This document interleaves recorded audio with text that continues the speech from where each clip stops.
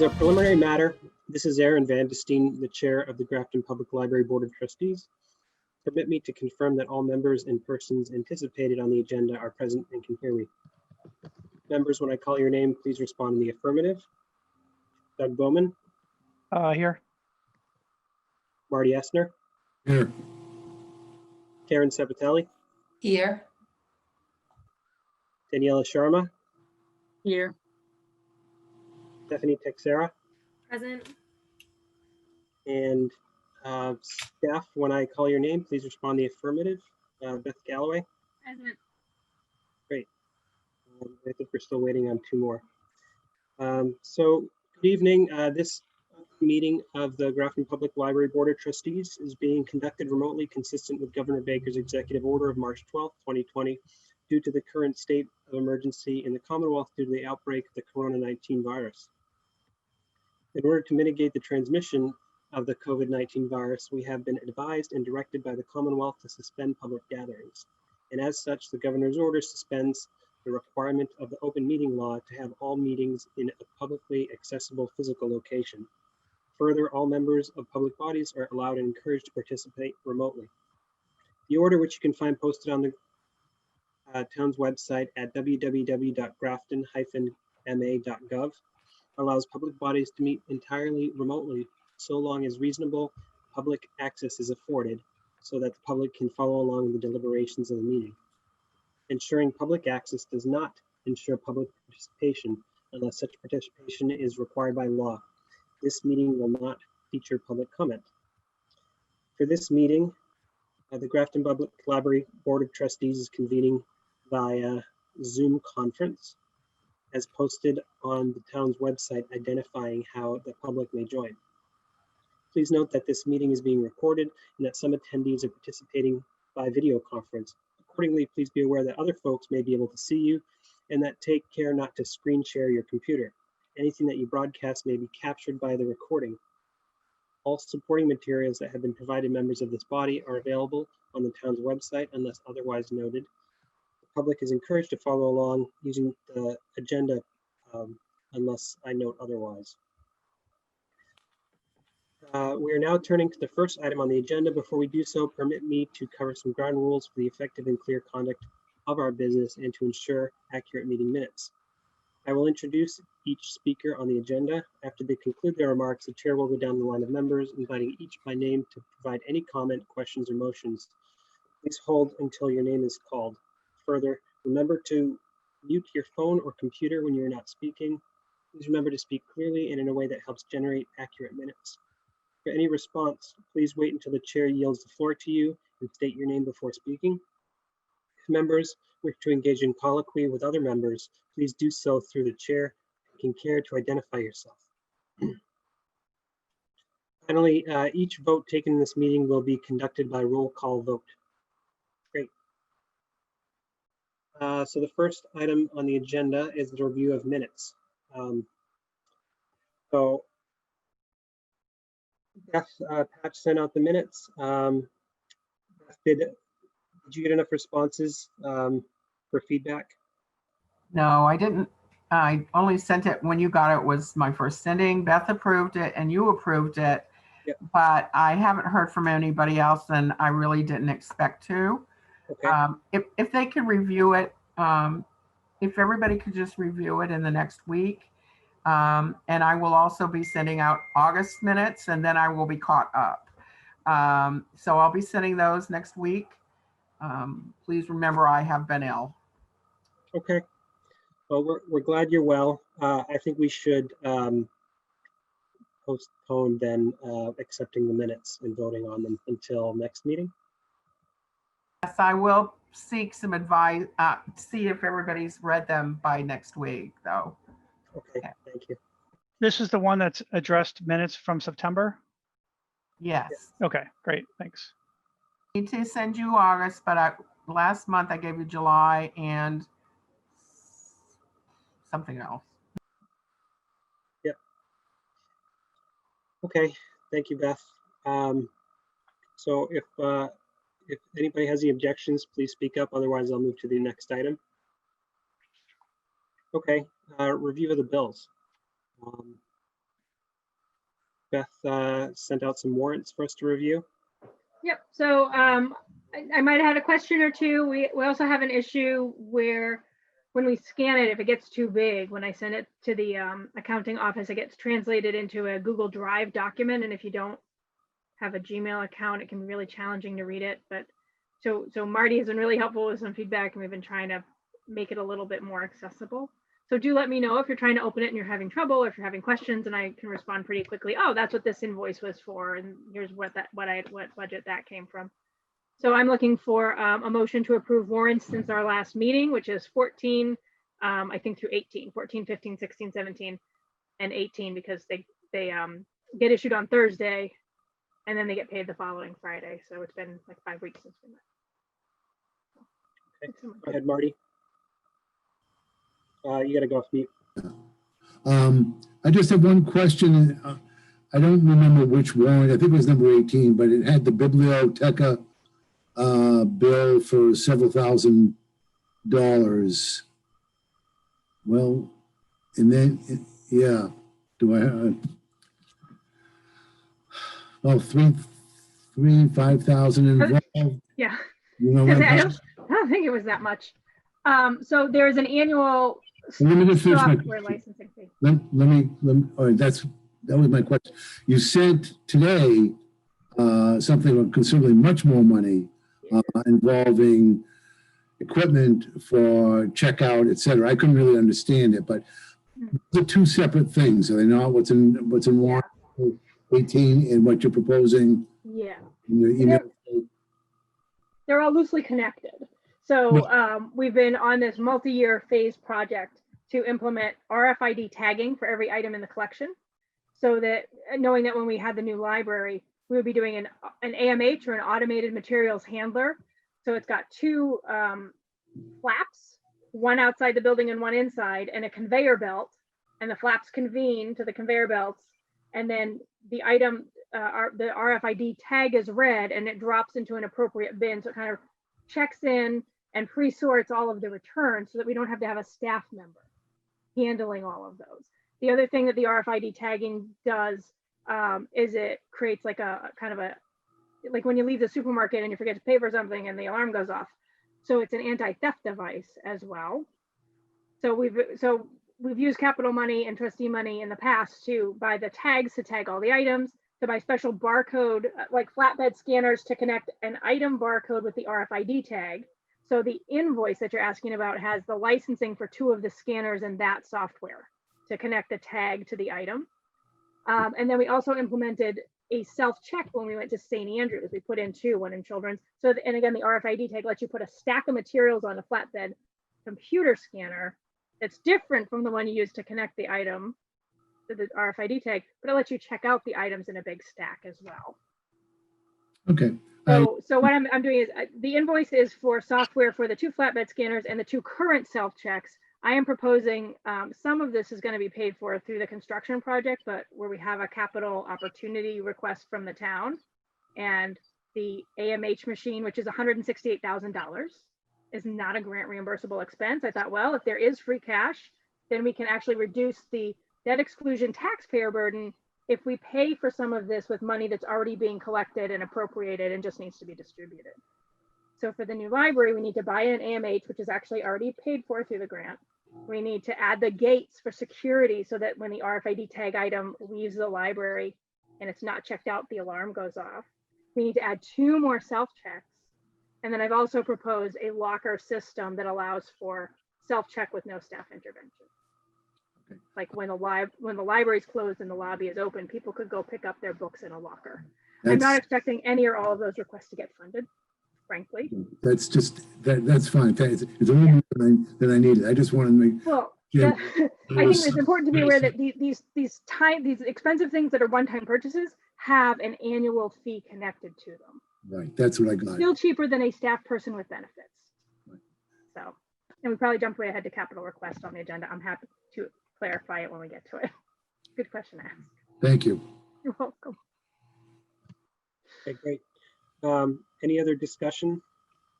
I don't have everybody's video in front of me. So just raise your hand if you want to speak. Try to I agree. Okay, so I guess I just need a motion to accept warrants 14 through 18, is that right? Okay, I make a motion to accept warrants 14 through 18 for bills paid in October. I second that motion. Stephanie, thank you. Marty, Aye. Doug, Aye. Aye. Daniela, Aye. Karen, Aye. Stephanie, Aye. and Dana. Aye, sorry. And Aaron, I. Thank you. Motion passed. Great. So on to the building construction. Should we change the name on the agenda? Because I guess it's part of the building program grant because that's how it's being funded. Yeah, that's the name of the grant. So Okay. yeah, Mass Public Library Construction Program Okay. grant or building update.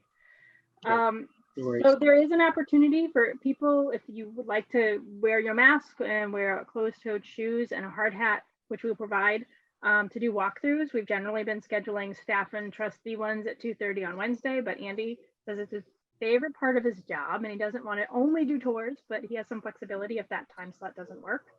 So if you haven't had a chance to go and walk through the building, I encourage it. He even says come back once a month. So in September, we did start doing some walkthroughs.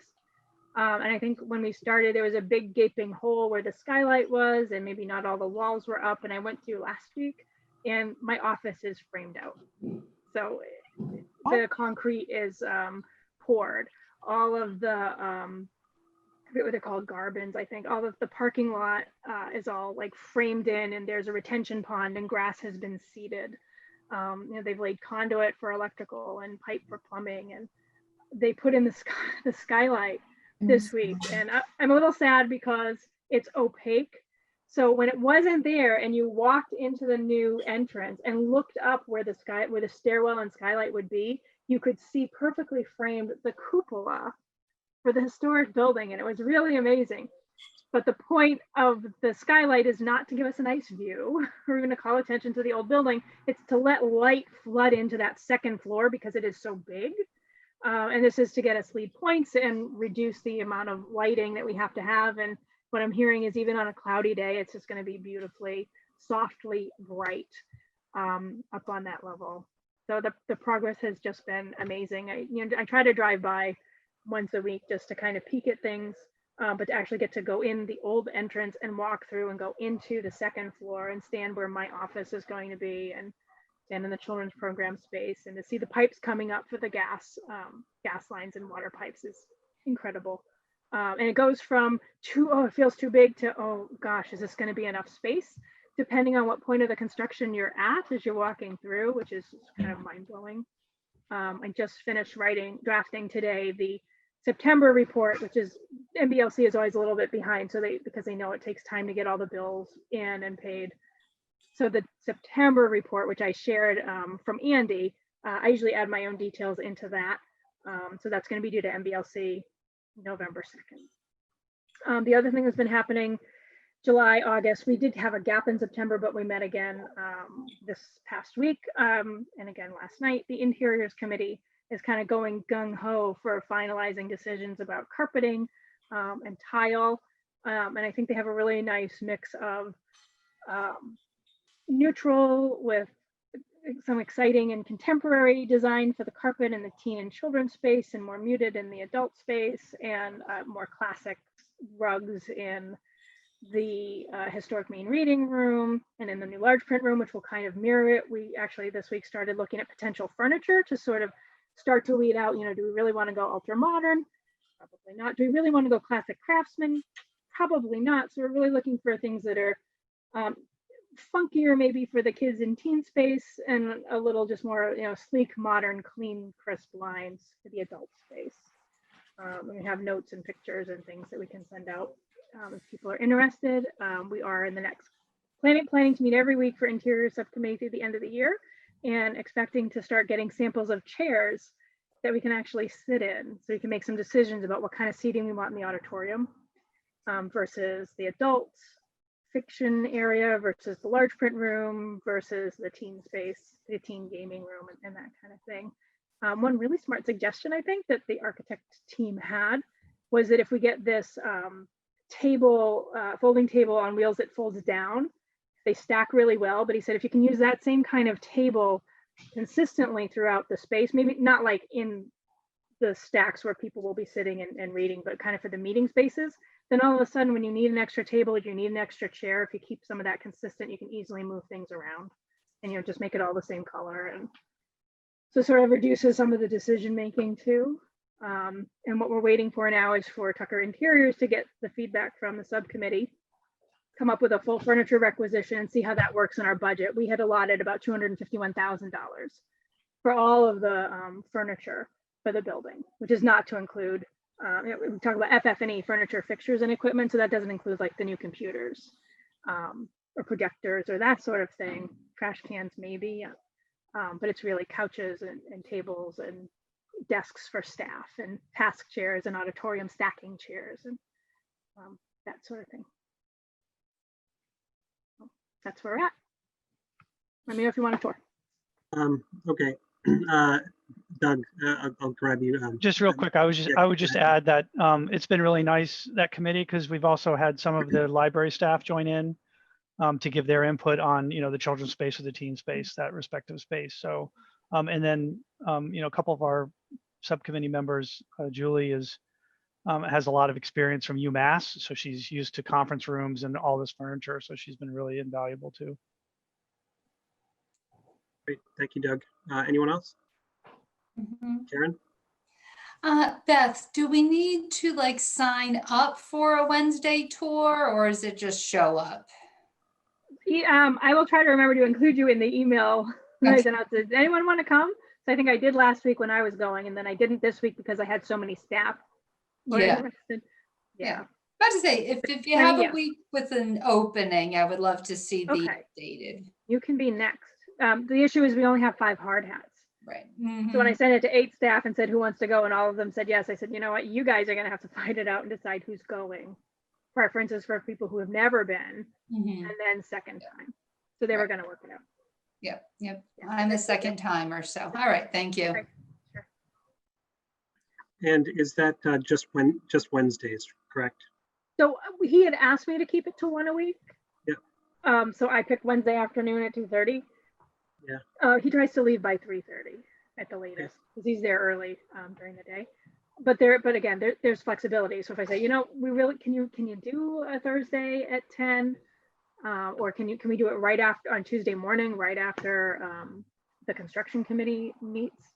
Later in the day is better only because the construction team is vacant most of them are vacant by then. Yeah. Wednesdays are hyper busy, but if there's ever a Thursday, certainly let me know, or just like you said, just include us. Excellent. Thank you. Any other questions, comments, Beth? Fantastic. Well, thank you, Beth. Yeah. And thank you, Doug, for representing us on the building committee. Okay, on to the... Yep, I was muted. Yeah, certainly if the board has any questions specifically for me at any time, just drop me an email anytime. Because as Beth said, we're meeting as a subcommittee every week. Okay, thanks. On to the next item on the agenda, the Grafton Public Library Capital Campaign. Dana. Okay, well, thank you. I wanted to add to that, Karen, let me know if when you're available, because we have also been taking some potential donors, and there's probably some tours that it would be fine for you to join. So we're trying to keep Andy busy. I guess the good news is right now we figure that I'm going through all my figures, and we've at least talked to 22 people, and we've been giving many tours, and I have to tell you that right now we have, my colleague Doug wanted me to be more specific. So I will tell you that we have 9 rooms that are already named. And it's still confidential because people are deciding what to do. But I just have to say that we're doing really well and we're working really hard.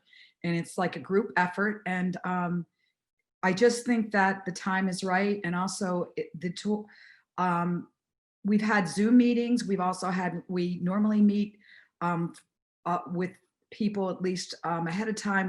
We show them the brochure, they look at it. The schematics are working very well. We've had some people spend an hour and a half going over the schematics almost inch by inch.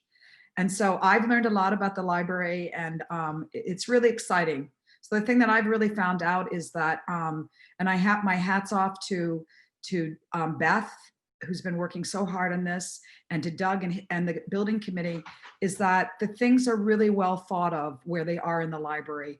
And what I really like about that, and I told Aaron this earlier this evening, is like, if you go in the large print room, that's where you find the books to browse.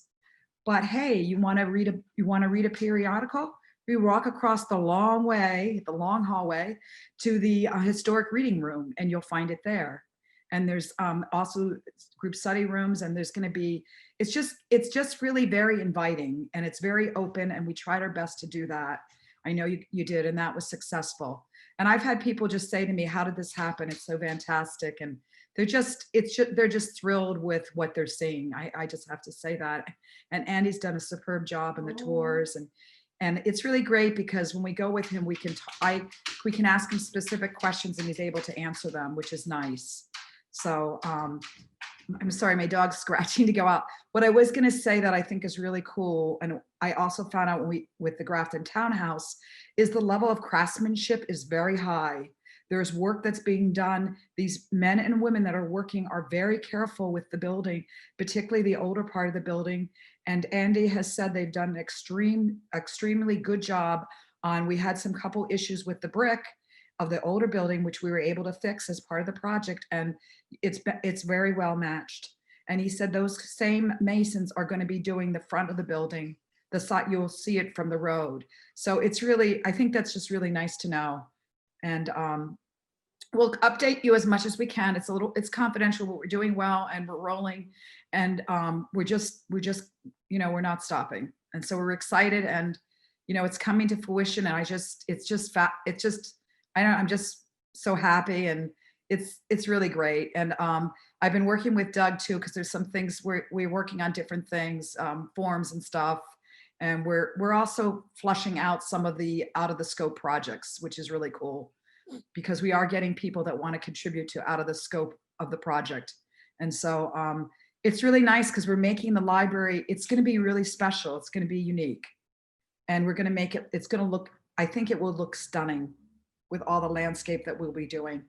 So I just want to thank everybody who's contributed, and everybody, all these times, for all these years, the last 30, 40 years. So if you have any questions, let me know. Awesome. Thank you, Dana. And I'd like to also thank you as well for your fantastic work on this, and Doug as well. And please thank Michelle Dalal as well. Is there anybody else I'm missing? Well, also I would say that Michelle and Dan Kushner were very helpful in helping working with the Friends to come up with their donation. And Carrie Hogan's been very helpful with that too. And it's just like, we're working with so many people right now. Everyone's helping us, whether it's we meet with them, we talk to them, they give us a suggestion. So we have our committees getting more robust. But I just have to say thank you to all the library supporters, because they're really the ones and the citizens. So we're really excited. I just can't wait for the summer. And I think we're in really good position for the winter. So I think Andy and all the people that are working on it have done a great job, and they're going to try to have it so that they can work inside by December. So even though we had that, we had to wait for a little while when we were doing some remediation work. Andy told me they were doing a lot of other things then. They were building windows and things. And he also has most of the materials already been ordered. So that shouldn't be an issue. So anyway, it's really exciting. Absolutely. Thank you, Dana. Please, Beth, go ahead. Can I just say, Dana, thank you for championing this project and explaining it so well and with such enthusiasm to people, to the point where they jumped on board, and I heard even gave more than we thought they might. So, Well, thank you. It's really worked. been so well designed, and I have to really tell you that I mean, I know this is really hard to believe, but I think it's better that we're doing it now than we did earlier, because we've been able to have the sorting equipment and pay for that. And really, it's going to be very modern, and it's going to be up to date. And the way we designed it will be able to be more flexible as far as the spaces. So it's, and the internet. I mean, I talked to the people at the Millbury Public Library, and that library, our monies went there in 1997, I think. And they told me that it's almost impossible to make that internet, to get the internet in there, to really get the internet working properly, because of the way the building was designed. They're working on it. But I mean, I just think we're really lucky. I think things happen for a reason. I agree. Thanks, Dana. Any other comment, question? Just throw up a hand. Dana or Doug? Excellent. Well, certainly, if you'd like to join Dana on one of her tour excursions, just please let her know. I may reach out to you, Dana, to see if the next time you go through. It'd be great. Okay, excellent. Well, thank you. On to the FY22 budget update. So I finished like I said, I was talking earlier about this capital request. Those were due today. So I did submit a capital request, which is connected to the FY22 budget. I am actually expecting that the capital project committee will come back with, you already have most of this paid for. No, we're not funding you, which is okay. I think it's a good exercise to go through. So in scope of the project of the $16.6 million grant, we had planned for an AMH, the automated materials handler machine, and security gates. I don't know if we included additional self-checks. I can't remember. I have to go back and look. And then with us doing no contact curbside checkout and handling of materials, 3M and Biblioteca, that's the company who's provided our self-checks and was going to be providing the AMH, told me that they had a secure private locker system where you can walk up to it and touch the screen and enter your card number, and it'll unlock the locker that has only your items. So it sounds really cool. And there is space for it in the new building. I'd love it now. I did actually propose it as is this a COVID-19 expense that we could get CARES money for? And was told no. I said, all right, well, maybe I can try and fund it another way. It's a neat idea. It does only hold a small amount of books. So on an average day, we're putting out 30 to 40 items right now for curbside pickup. Traditionally on the hold shelf in the course of a week, there's 200 to 300 items. And these lockers, because one whole bay almost is the touchscreen and just a couple of lockers, and then you build add-on components. And I sent out the spec and the drawing so you could see it. There's not room, I think, to hold like a week's worth of holds.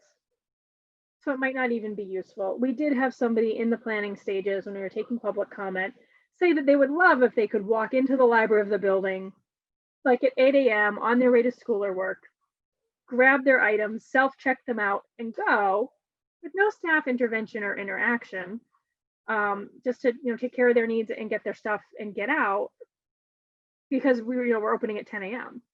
So I put it in the back of my mind that maybe lockers were something we would want eventually.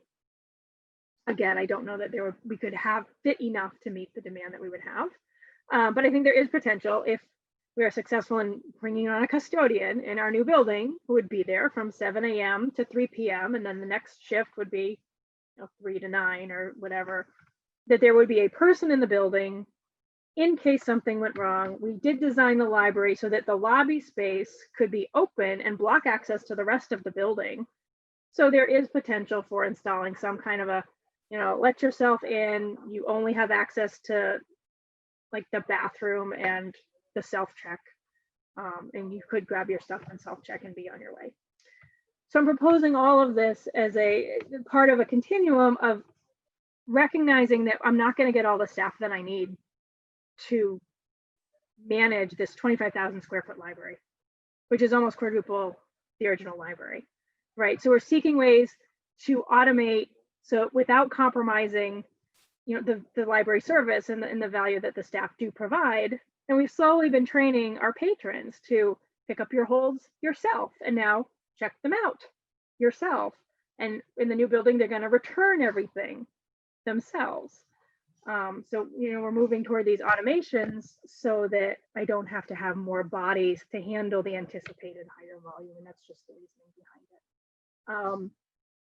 Again, we have $16.6 million for the grant. We're not at our contingency. The AMH machine and the gates are definitely covered. But my thinking was, if there is additional money, whether that's free cash or whatever, in the town budget, and every department is allowed to bring forward these projects without trying to figure out how they're going to get them paid for. That's kind of the job of town administration and finance committee and the capital project committee, that we can present these things. And if it gets paid from another source, then it reduces the borrowing that we have to do for our library project.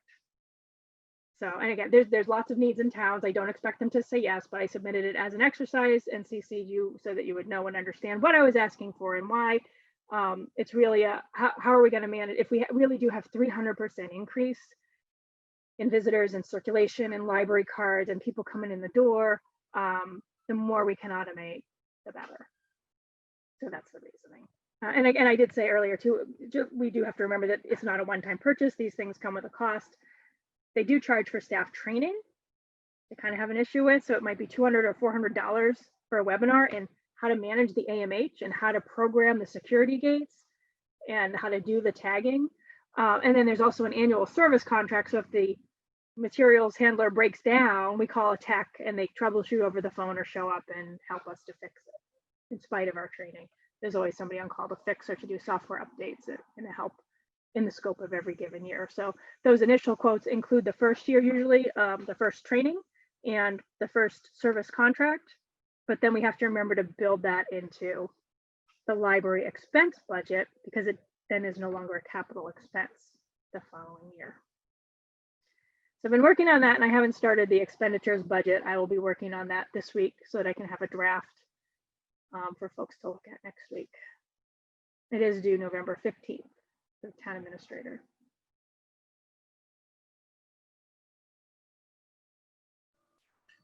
I think this is really smart, Beth. Looking at not just ways to reduce the need for staffing or having additional staffing. I think it's just really smart because of the day and age we live in, and just to have a healthier way of going about our lives. And doing business as usual, because as we all know, I don't think business as usual is ever going to come back, not in the next 5, 10, 15 years. So it's smart to make those investments now. So I like this. I mean, certainly it's a big sticker shock, but I think that now's the time to be thinking about these things. And if not purchasing it now, at least asking for it, putting our foot in the door, and earmarking it so that we can maybe get in the future.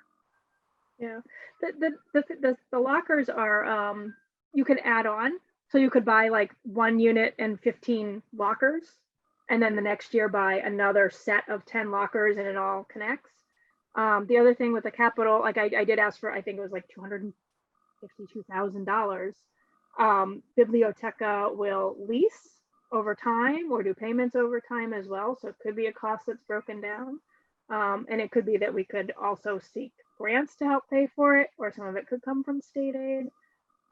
Or it could become a fundraising thing too, because you could certainly put somebody's name on a $17,000 locking unit with a computer embedded into it that anybody who walks into the building and goes to it is going to see.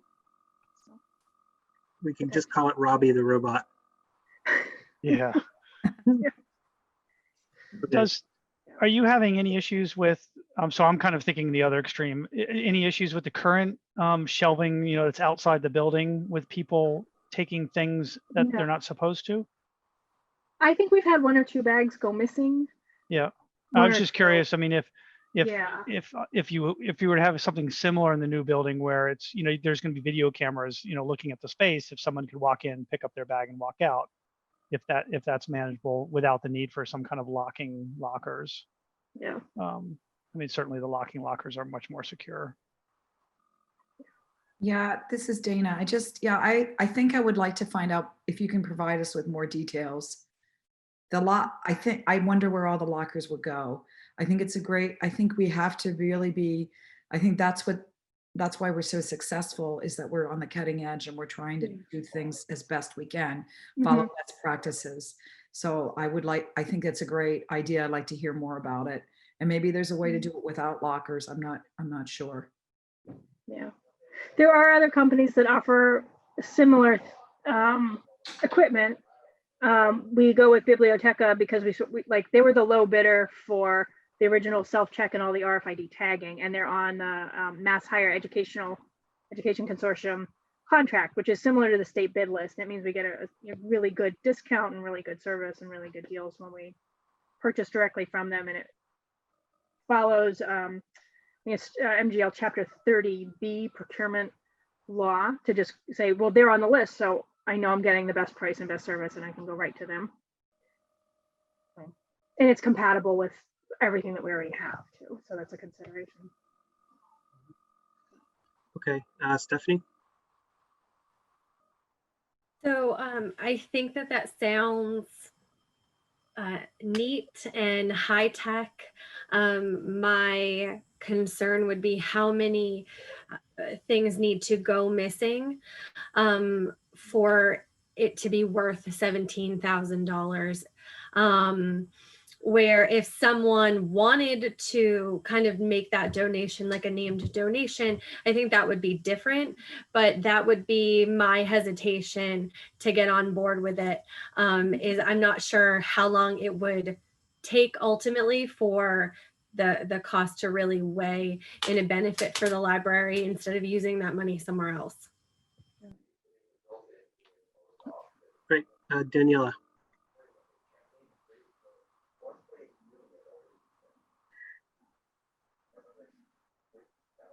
I'm looking at it a different way. I'm looking at those lockers as serving our population that doesn't work a traditional 9 to 5 or 8 to 4:30. That there are a lot of people who do night shift or second shifts or other shifts, and they may not be able to use the library fully. And I don't know if there were different hours or if there were services for different hours. I think that could be helpful, even though it's just a locker. But still, maybe something in that vein. Thank you, Daniela. Stephanie?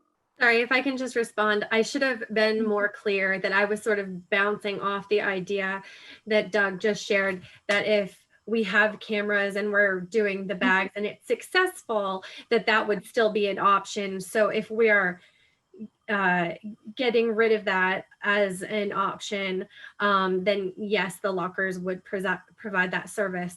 But my thinking was if it was one of the two, then $17,000 is going to be a hard sell for me. Yeah.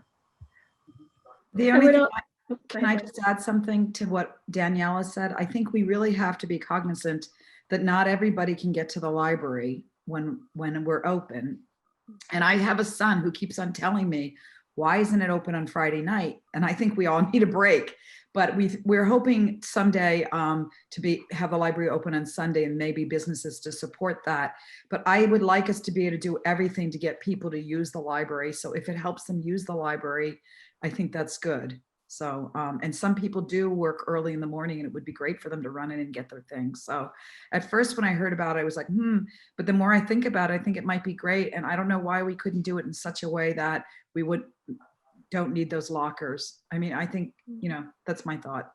Yeah, I mean, my idea was if the custodian was there and there are video cameras and there's a table out front, that would accommodate people early hours. But anyway, yeah, because we talked about it enough.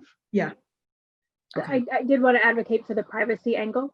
which is when we went to self-check, patrons are allowed to use an alias, which means instead of being Beth Galloway with my books, they're spine down, so you can't see the titles, but you can see that I have something on hold. And right now, like when we were open, staff were not managing it to make sure nobody is going through all the books and seeing who's checked out what. So there is a privacy concern. And while you can use an alias, people have not been, and some people have been, and now they've gone back to just having their names. Even now, when we have our brown paper bags, the bag has somebody's name on it. You can't see now what's in there, but you know that somebody has something on hold. And so some staff took a picture of all the bags on the porch and said, that has everybody's names on it.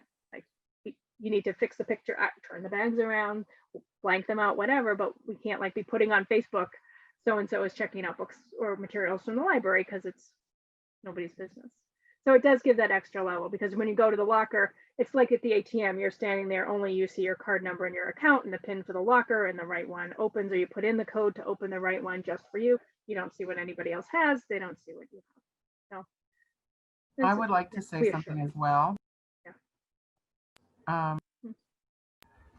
I don't think that we're going to continue bagging at the new library.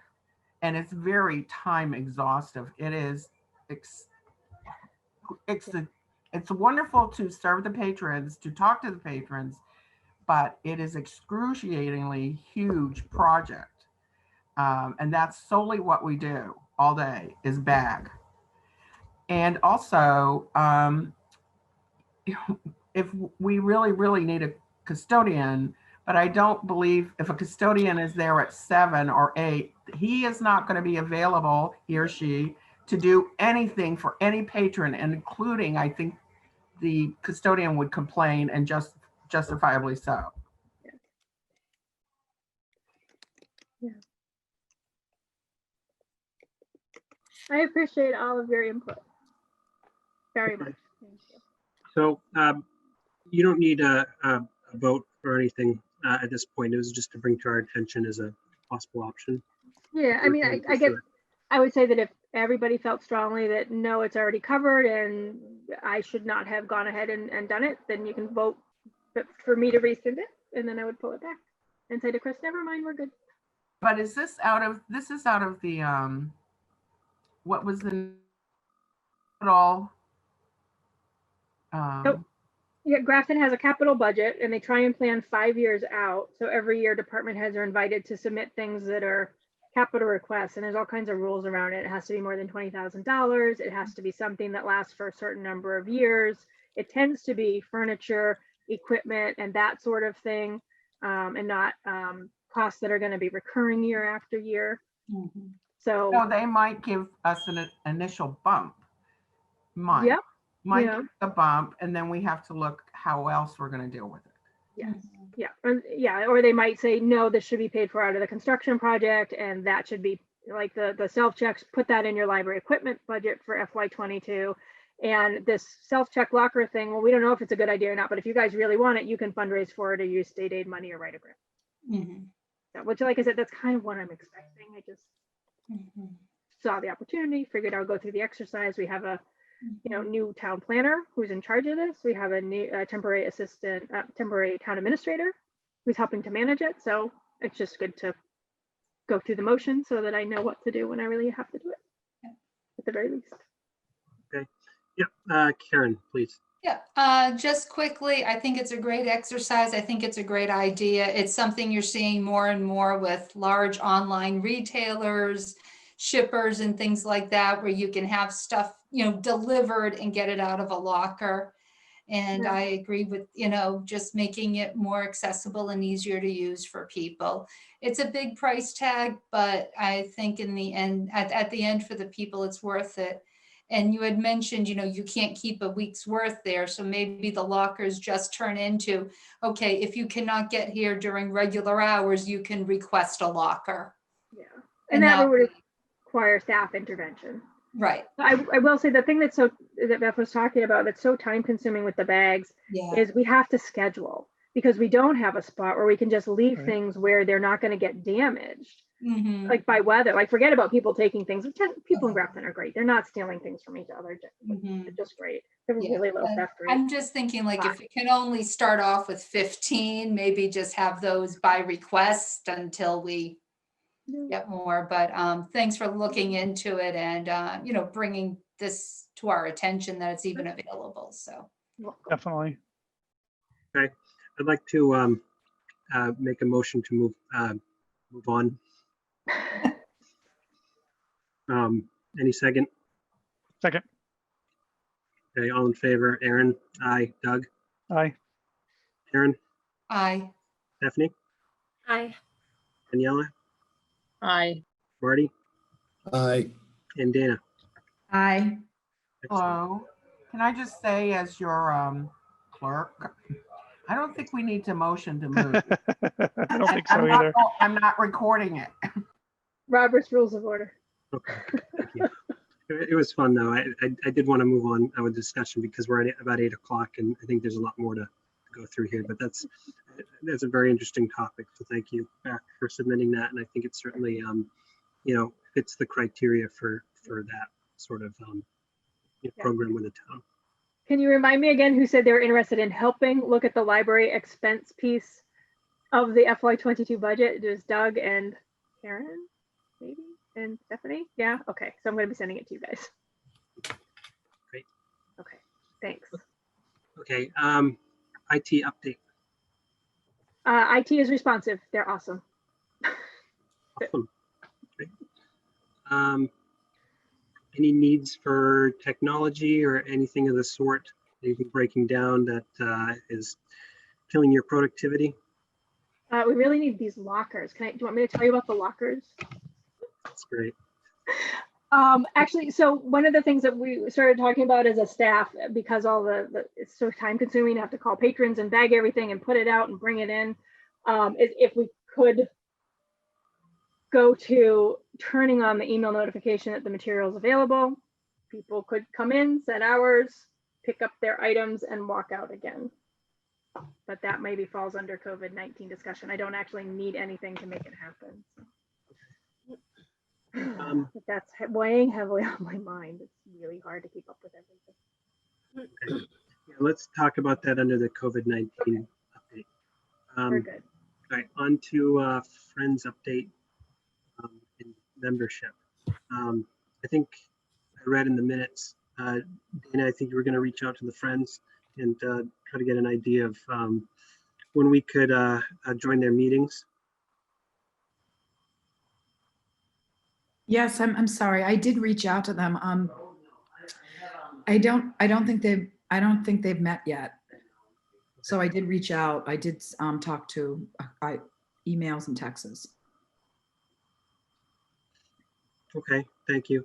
I think I heard one or two people ended up going to their book sale on the Common and it was pretty successful. Karen? Yep, I was there. They did it by donation only. They didn't price anything. And I think it worked out great because, you had some people who just gave a couple dollars, a couple books or a stack. And then you had other people who, had one or two books and gave us a $20 bill and said it's for a good cause. So I think it really works out well because then, everyone can pay what they can afford and still come and enjoy it and get books. I can add to that. Karen did a lot of work. I was there too with my daughter, and I'll tell you, it was really fantastic because we followed all the COVID rules, and people just had a nice time being able to walk through the Common and look at the books. And exactly what Karen said, it was very successful. One of the most successful fundraisers they've had. And people liked it because they'd say, oh, they weren't worried about how much they were going to spend. And at the end, they spent whatever they wanted to give. So it was really successful, and they're gonna probably do another one in the spring. So it was good for me to be there. I met, it's just nice to get out and see some of the friends. And I know it's pandemic, but we were really very careful. So I know one of the concerns we had during our last meeting was people touching materials and putting things down, picking things up. Can you comment on how that may or may not have been handled? Whether people just kind of looked at something, or was there a lot of like handling of stuff? Karen can talk to you, but it was positioned such that you could see what the books were. But Karen may want to add something. Well, also, as soon as you walked in, there was the hand sanitizer as soon as you entered. So, you know, everyone's hands were clean, but yeah, Dana's right. Everything, picture like the top of your computer paper box with all the books standing upright so you can see the spines. So that's how everything was set up. So it wasn't like it was in a big box. You had to go through the box and empty it out. And then as people were leaving, we had even more hand sanitizer and bags. Let's not forget those bags, Dana. It was fun. We had a blast. It was a lot of work, but it was a lot of fun. And we're going to make sure, I'm working with the friends to make sure that they need more help with sorting of books and all of this. So I'm going to see whom else we can get to help. But my daughter's going to do it again. And putting away the tables. Yes, putting away the tables. But we had some strong women there. Yes, we did it. A couple big. Thank God for your daughter too. So. Yeah, my Honda helped too. We put them all in the Honda. Who was that? Was that who was the woman that figured out how to? Stacy. Stacy knows how to pack a Honda. I couldn't believe it, the number of tables we got into my car, and I just had to make like 2 trips. So it was great. And the Baptist church helped us. Mm-hmm. We appreciate they lent us the tables. Mm-hmm. Yeah, it was good. Thank you. Sounds like it was really well done. So I'm glad to hear that. Thank you. Great. So on to landscape garden, Beth Patch. Well, as I said last month, things are going to fall, and now it really is fall, and we have pumpkins out there. And you have decorations. It was exciting. And the raised, I am the gratitude pumpkin. You probably knew that, Beth. I'm practicing gratitude, but anyway, I'm trying to think what else. The raised beds are going by. People have been picking, both patrons and staff. So I'm encouraging people to pick. Those weeds just keep growing. They look like, I don't know what they are, but they're just a pain. Anyway, that's about it.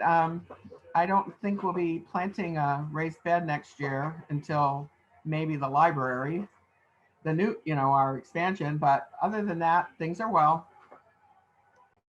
Okay, thank you, Beth. Any questions, comments for Beth Patch? Awesome. Okay. On to Can I say one more thing? Yes, they please. destroyed. I know they're expanding and it all looks wonderful, but the formal beds are gone, except for the yellow azalea, which I had put top on the list to save. Okay. It looks like Doug. a skate park. Oh, sorry. Go ahead, Doug. Well, Beth expressed it better than I did. It looks like a skate park. I mean, yeah, it was, I think we were all kind of surprised, but when you see it and you saw what they had to do to that space to get the utilities and everything in and out, it was obviously necessary. But it is something that, the building program or the building committee is thinking about on replacing it. And then obviously the capital campaign is looking for supplementing it and adding to it. And it's definitely a key part of the library. Beth, our thought is that we're going to try, we have the whole space now. There's a lot more room.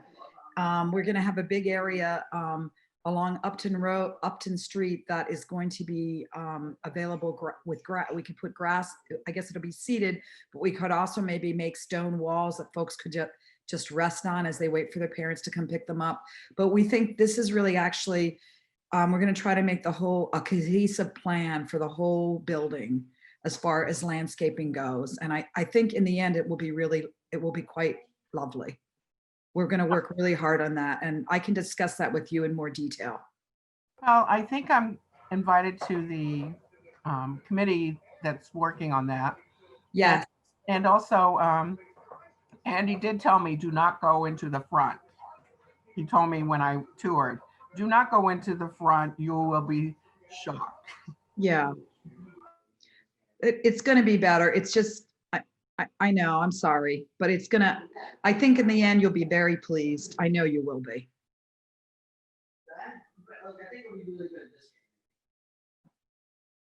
Okay, thank you, Beth. On to the COVID-19 update. Ms. Galloway. So we're still doing lots and lots of, you'll see my stats, readers advisory requests, putting things on hold, getting items out in a timely manner, chasing patrons down, sometimes twice, to come and pick up their items, or reminding them that they forgot and missed pickup 2 to 3 times. And we have, because of the volume, had to cut people off. We will contact you twice and then send it back, and we'll give you 2 chances to pick it up, and then we'll send it back, because we're doing between 500 and 700 items, transactions, not items, a month. We circulated 5,300 items this past September. So we're busy. It does remain really staff intensive because we have to schedule it. And if we were, so some staff did come to me with a proposal that we could have people walk in the lobby and turn and go down the aisle where the new books are, kind of between the copier and computers. And that's where patron pickup could be. Items bagged and already checked out, and then they could exit out through the porch, which, you know, as bad weather is going to be coming, that would have to be kept clear and ice-free and safe. And my response was, thank you so much for thinking this through so clearly. Yes, that could work. My concern still remains not people coming in and touching things, but breathing even with their masks and having to address keeping their masks on, and creating uncomfortable situations where we have to intervene and make sure they're keeping their masks on, because we have no air circulation. And we could open, there are a series of 4 windows that prop open about 4 inches to let in some fresh air, but there's nothing to push that air in or pull the air in. And it's going to be cold. It's already getting cold. But I said I would appreciated their thinking caps. Somebody actually diagrammed out and made a video for how people could pass through. There would be a librarian who they could check in with and ask, you know, a reference question, or, hey, can you pull that? All of the stacks would remain closed to the public. We would only be letting in 1 person or family at a time. There would still be no browsing. I said that I would bring it to the board for guidance. Beth, can you explain again where the entrance in the walkway is? So you would come in the glass doors, just like you used to, into the foyer, and there was self-check, right, just to your left, and then straight ahead was the ladies' room, and to the right was the entrance to the sanctuary where all the adult stacks are, with a staff desk, and then Heidi further down. So their proposal was people come in that glass door. There's a staff member there if they have a question or need something pulled right away. Otherwise, they just don't go into the stacks or up onto the stage, you know, the altar. They just turn and go down the aisle where the computers are. And facing that, we would empty those bookshelves, which currently hold new material, new fiction and nonfiction, 7-day books, the start of the mystery collection and the science fiction collection. So we would move all of that collection to completely clear those shelves, so that we would just have the, you know, 300 items or bags for the week all at once, as opposed to 30 or 40 each day. So now staff aren't contacting patrons to tell them come in, because the building is just open and available whatever hours we determine, whether that's 9 to 9 again, or, you know, what, 1 night a week or whatever. And they would just exit through, like, pass through the sanctuary and then exit at the red doors onto the porch where curbside pickup currently is.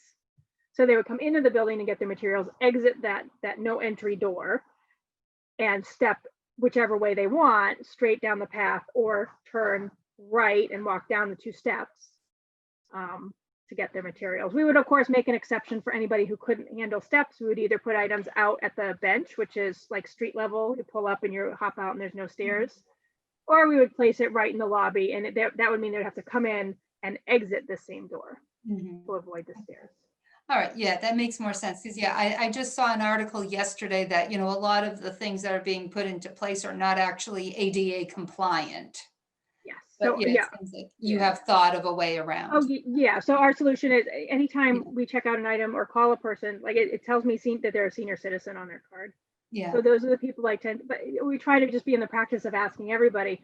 So at least the first time or second time we talked to them. So there are 2 stairs. There's a handrail to get up, but there's no handrail going down. If stairs are any kind of an issue or you have a mobility issue, we can leave it on the bench so that there's no climbing involved. Okay. And then we've also started noting, I think, on some patron records that they prefer the bench pickup as opposed to the porch. Mhm. That there's no Okay. stairs. Can I speak for a moment? Can I speak? Because I wasn't a part of this group that decided this would be the best way. And so I just need to say, when I walk into the hospital since March 11th, there is a person who takes a piece of paper from me, like we have an electronic version, and it says that I need to go anywhere and I don't have a fever, etc. And then there is a nurse there who takes my temperature. And they have a really fancy machine that you just walk up, it looks like a person, and you put your face in it, and it tells your temperature. And there is a security guard there. And people who visitors come, and the security guard is necessary because they become belligerent. They don't want to give over their belongings, which, as you know, I'm sorry, we're in a psych hospital, and that some people bring in drugs, etc., to their patient families or friends. So, but there's a lot of difficulty since we've allowed visitors back, a lot of difficulty, and the people on the front line are now always frowning because of that difficulty. And I perceive that we will have quite a bit of difficulty with many people. And they're not going to say, and when you allow them into that first aisle, they are going to say, well, now I'm a free for all. And am I going to tackle them? Am I going to be the one who says, because, you know, traditionally, Beth, since I've been working for you guys in the last 7 years, I'm the one who steps up and says, hey, not my peers. I'm sorry about Ben, okay? I'm sorry. Ben, he's talking to a friend. I'm sorry. It's okay. Anyway, Thank you, Beth. I just need to tell you, I'm very concerned and I don't support this 100%. Okay. I saw Stephanie's hand up a little while ago. Please go ahead, Stephanie. I just have a quick question. I know, Beth, that you have mentioned a space being an issue, especially having a whole room dedicated to those materials that come back through that waiting period. Do you have the space to move that amount of volumes and keep it organized? Yeah, that was the first thing that popped into my mind, is where are all those materials going to go? Yeah, that's a great question. So thank you. A lot of the new items were face out. So there were not as many volumes on those shelves, and it's the first 7 or 8 bays, I think, in that stack that are new materials. We have most of the shelving in that section is 3/4 full. So the 2 solutions are, we would no longer have new books on display. There's no point because we're not browsing. So we buy it and we shelve it in whatever appropriate area where it would have gone to live after being displayed for 3 to 6 months, depending on the collection. Fiction stays out for 6 months. Nonfiction, we rotate a little more quickly. And then the other 6, and maybe 6 to 8, I forget how many there are. But what we would do is we would shift essentially. Force shelves to completely being full, which again, nobody's browsing. So you don't need as much space to move things around, and you don't need that space at the end for a display item, which is kind of how it's set up. So we would just basically cram things tightly together, and there is room in the stacks to do it. And we have a page and I think 2 volunteers who could assist with it. I'm not saying I'm in favor of this proposal. I'm saying that staff came to me. To their credit, they thought it out, and I said that I would bring it to the board, but that I suspected the response was going to be, we're still concerned about it being airborne, and it's really not viable. But that's, I wait for your direction. I think my job is to bring staff concerns to you. I'm Good. doing that. Thank you. Anything else, Stephanie? No, thank you. I hadn't been in this space, so I knew Beth had mentioned that they were face out, but I didn't know if she had the space to actually move them away from that area, even with condensing them. So, but if you say you can do it, I believe you. I'm not sure how I feel about it though. Okay. Doug, and then I have something I'd like to say. Go ahead, Doug. Yeah, I don't quite understand the goal. Is the goal to reduce the need for the staff to go outside and stick the stuff on the shelves? Because if it's a convenience to the community, it's no more convenient to walk through the building and pick up your thing just to walk to those outdoor shelves. I mean, you're still outside, you're still going outside. So I don't really see the advantage of having the walkthrough in the building versus having some of the shelves outside, except that the staff doesn't have to go outside to shelve the stuff and the books aren't out in the cold and everything. But I don't think the weather affects the material that much. So I would agree. It seems kind of, if the goal, you're gonna have all these people walking through this small space, doesn't sound that great to me either. Yeah, I was just gonna say, we got to really think about this because my concern is the same thing. There's a lot of people coming in there. You really don't want them. And now you really, what I've been hearing is it's not, if someone does have the virus, you get it if you like have accumulated time with them, like up to 15 minutes. So I just think we need to brainstorm, but we got to think about it and figure it out. That's all. I agree with Beth. I think that we got to make it easier, streamline it.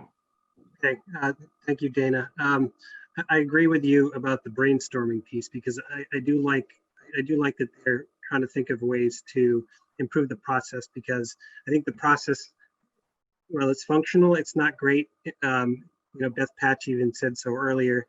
It's just very time consuming to have to bag everything and put it on the shelf. And, I guess the goal by having people come into the building would be that someone would be available to, if their item was available, someone would come in and say, I'm here to pick up my item, almost like a takeout. So I've been to Cancun's a couple of times. I'm not comparing Cancun's to the library, but the way that they have it is you walk in the front door and they have a very small area. They have a sign door that says, one person in the lobby at a time. And so you would go in and you talk to the librarian in this case, and you say, I'm here to pick up my item. It says it's ready. She could provide it to you and you would get it. And then you just exit out the same door. That way people aren't kind of walking through the space. The reason why I think it's really important to be thinking about this, I'm so happy to hear this too, because I've had items available in the past 2 weeks, and it says to let us know when you can pick it up, 24 to 48 hours in advance, which I'm happy to do. But really the only way to do it is we get those notifications over email. I've tried to respond to the email, but the librarian who sent it out isn't always the person who's managing that process. So it says to call, and I've called, and people don't pick up the phone, right? And then I'm busy, and then I try again later, and someone's not available to pick up the phone, right? So, and that's not to say that you guys aren't really busy and not always able to just be sitting at the phone the whole time. I get that, but I'm happy to hear that people are thinking about the process and how to make the experience better for the library staff and also for the patrons. I mean, I think that's the goal here, Doug. Can I say that it is cumbersome? It is cumbersome to bag. However, We would still be bagging. we would still be bagging, so that is not a difference. And I'm sorry, but I will have to consider not working at the library anymore because my granddaughter has lupus and I am autoimmune. I am very protected at a hospital that does have COVID in it. Very protected. And I'm not feeling that you guys are protecting right now. You're considering whether you can catch books, get books, what people have complained about, but we have no safety. We don't have a nurse taking temperature. I'm tested every week. Every week I know I'm negative. And so if I sound angry, there's no safety at the library. I'm confused. There's no say. I mean, we're obviously that's our number one concern is the staff. There is no safety if patrons are allowed in there in an unsafe way. Definitely, completely agree there. And If I Beth, sound angry, you've known me a long time. I've been your assistant for 10 years, but right now I'm angry. but Beth, we didn't say that would happen, Beth Patch. To me, we have. There's We some have of no you control are over the- interested in that, and I am not, and I work there, and I'm also your amanuensis, and I feel this is not a good decision. I'm not making a decision. I'm No bringing the decision's staff been made. suggestion I'm to not my. saying you are. I'm not Okay. saying you are at all, because I know how you feel. Yeah, I do I'm want to. so confused because my proposal was to keep it outside, but Yeah. Aaron's proposal I think is worth considering, because in that case someone just No. goes to the front door. Well, I'm not talking about going into the building, but they come to the front door or somehow and say, Doug Bowman's here to pick up your thing, and then the person goes, picks it off the shelf, no really reason to bag it, comes and sticks it on the table, the person grabs it off the table or something. But they are now in the building, and Yeah. they now have free reign. Well, they could sit outside in the underneath the little entryway. They don't have to go into the building. I think we should take it offline and really get a committee together and figure it out. We have to make it work, because I think you're thinking that this winter's coming, it's going to be cold. What we're doing right now is not going to work. So we have to figure it out. Maybe we have to build something. I don't know. And maybe patrons just come and get it and leave. But this is a pandemic. We have to do whatever we can to keep everybody safe, but still function in some way, some manner, if at all possible. Okay, thank you. Stephanie, I guess maybe last comments and then we'll move on. Any other last comments after Stephanie? Beth? Yeah, so really quick, I am with Dana about taking this offline and continuing the conversation more, but I do just want to highlight that even though library staff kind of come to us with these ideas and are looking for guidance and approval, we have two librarians expressing concern about this, and whatever decision we make, we're forcing them to either go with it or, as Beth Patch said, leave their position. And so as we continue this conversation, I think it would be really important to loop in all of the librarians, because if we don't have a general consensus from them and we're instructing that we're going to allow patrons to go back into the library, and the majority of librarians are not okay with this or compromised, it's not going to do the public a positive service at all. So I think that they need to have more of a voice before I'm comfortable with voting on it. Well said, Stephanie. Thank you. I'll go to Beth Galloway, and then Marty, you can finish this up. Go ahead, Beth. I did want to clarify, the driver behind it was not weather or running outside. It was the contacting of patrons. And Aaron, you explained your experience with, you emailed back, and we are sharing an email account, but even the 48-hour thing is because the staff managing the email are not the ones on site that day packing up the bags. Because you can't be there at the library managing the bags, doing the pull list, doing the shelving, dealing with regular phone calls and the book drop, and manage the email account all at the same time. And it's just, if we turn on the email notification, they're thinking is they turn on the email notifications, you get an email that says you can come anytime the library is open, here's the hours, at your convenience, and you don't have to tell us when you're coming, and we'll keep them for a week like we always used to, and we don't have to chase you down. So it eliminates all of that correspondence. Sometimes people message on Facebook, and then someone has to email them or call them, and it's hard to even track the conversation with the patron. And it's exhausting and unwieldy. I will say that given that we are not doing a lot like in-person programming, and we're not doing some of the other duties, it's not like we want to get rid of it to free us up to do something else. So okay. There is also that. Thank you. And the bringing them in and out, it's not a big deal, but yes, there is going to be inclement weather. And if they're inside, they're just on the shelf, they're bagged, and a week goes by, and then we send them back again without having to do all that correspondence. Marty, please go ahead. Well, it'll be of no surprise, since I've expressed my conservatism about COVID-19 exposure, that if I understand Beth Galloway, she is presenting a proposal that has been made by her staff. She does not necessarily support it. I believe, if I'm reading between the lines, she does not support it. Very clearly, Beth Patch does not support it. So I don't think we really need to have a thorough study of this by our board. I don't think we even need a minor study by our board on it.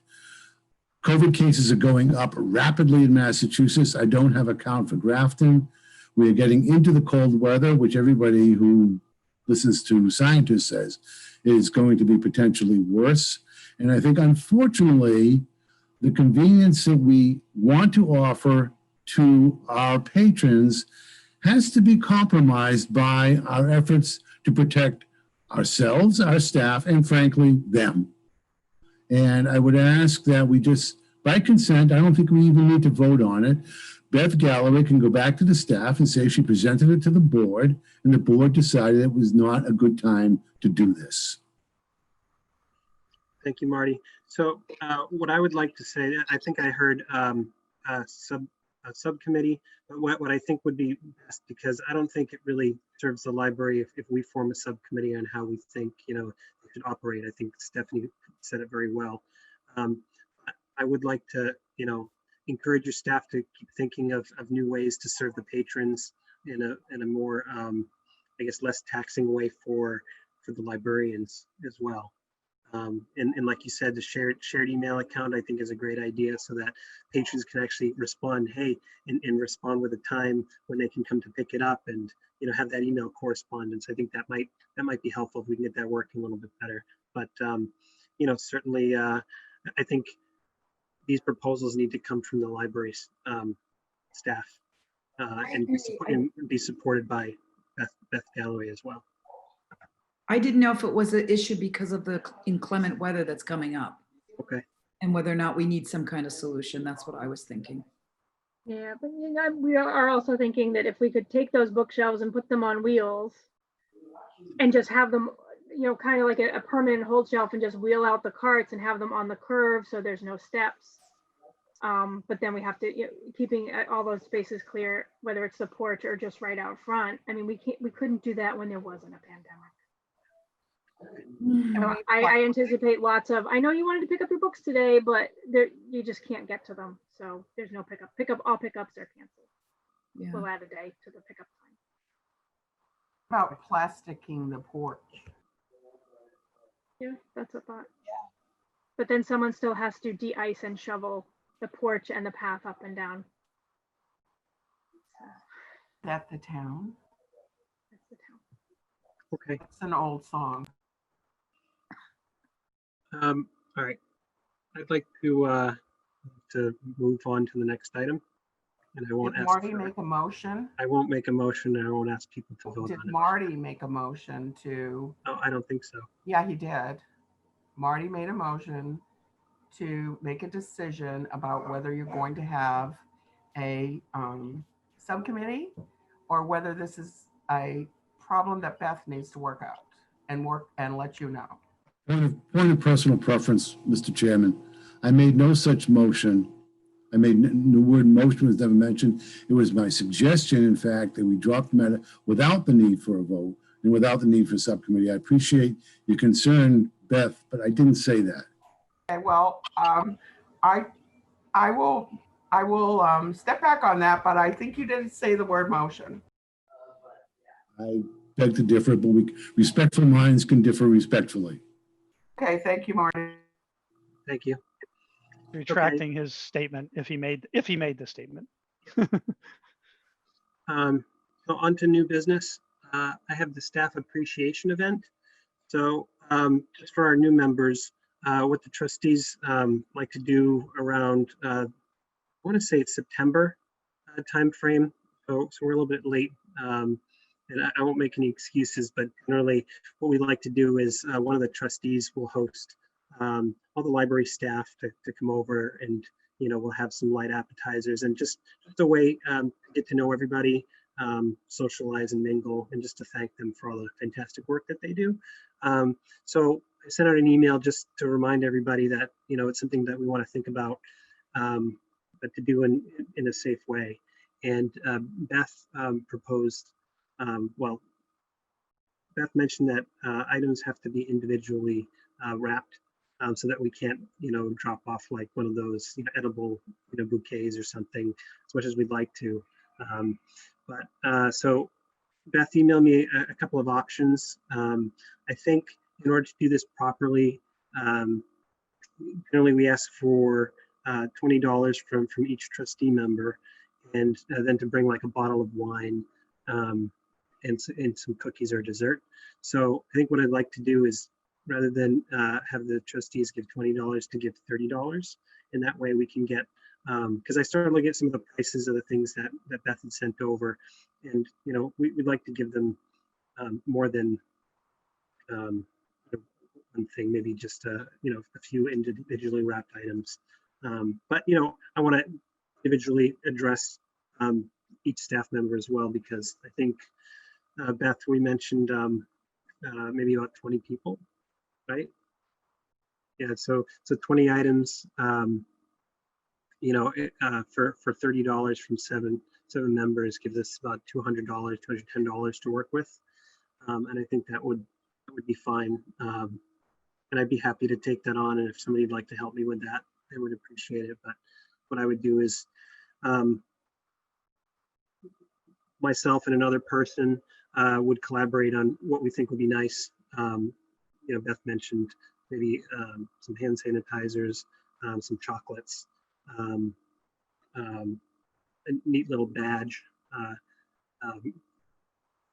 almost like a Girl Scout badge, maybe some adulting stickers and stuff. So there's some really neat ideas that she sent over. So if somebody would like to help me out with that, I would appreciate it. And then we would just make the purchase and you know, go ahead and work with Beth to drop them off at the library. So I can help you with that, Aaron. I think that'll be a lot of fun. I really miss, I hosted it last year, and me and Praveen had an absolute blast. And it was great to see everybody. So I kind of missed that for this year. First I was thinking, oh, we can do it in my backyard. But it got really cold, and also the turkeys are just overrunning my yard. So no one needs to be attacked by turkeys or coyotes or whatever I have back there. But I do miss that part. And I was also thinking perhaps maybe one of the fun parts of the get together was we all played online games. So maybe there's a way we can all get together for one of those, you know, drawful games again. Yeah, absolutely. It was funny because I forget who it was. I want to say it was Sue. What's her last name? That's Leto. Susan Leto. It might have been Susan who said she never wins anything, and that was really great to kind of get her reaction. But we stayed up rather late, and I'm sorry for that because you had to pick up your son Daniela, but I hope he didn't mind. Okay, so what I'm asking for tonight is I guess a vote for everyone to contribute $30 for Daniela and I to put together a thank you, individual thank you package for each of the staff members. Beth Galloway to give us the list of everybody to include. Okay. I make a motion to fund this year's staff appreciation as Aaron just explained. Okay. And Second. second by Doug. Thank you. All in favor? Aaron, aye. Doug? Doug, aye. Aaron? Aye. Stephanie? I, pending you send information on how to get you that money. Yep. Yes. Yeah, Venmo, PayPal. And Daniela? Aye. Marty? Aye. And Dana? Hi. Great, thank you. I think that'll be fantastic. So I do have Venmo, PayPal, and mailing a check it's fine. You can address it to myself, and I'll just make the purchase you know, out of my own pocket. So you can get that money to me whenever. I'll send an email about it after this meeting. Danielle and I will just move ahead with that. So thank you. Could you say the PayPal name again, please? PayPal or Venmo are two different ways to pay online. Okay, so, but if I just look up your name on PayPal, I'll figure out how to do it? You should send us an email. Yeah, I'll send an So we email pay with the some right links. person. Okay. I mean, my only comment was I'm certainly going to miss the actual in-person event, this year, because it is always a nice way for us to interact in a social way with the entire staff and their families. So we're going to certainly miss that. Yeah, I agree with Doug, which means when we can do it, we just got to make it bigger. Well, someone I know mentioned, who was a person who's 66 years old and was responding to bemoaning not spending Thanksgiving with family or Christmas with family. And she said, well, basically it's 1/66 of all the Thanksgivings and Christmases that I've had. I've done 65 out of 66. Next time it'll be 66 out of 67. Yeah. This is what we have to do. It's sad, but if we don't accept that, we're not going to get out of this. That's all. That's my politicking. Sorry. No, that's a great point, Marty. And certainly Danielle and I will reach out to you just to see some general interest about doing a game night with the librarians. I think that'd be fantastic. Okay. Moving on, we have the meeting schedule for 2021.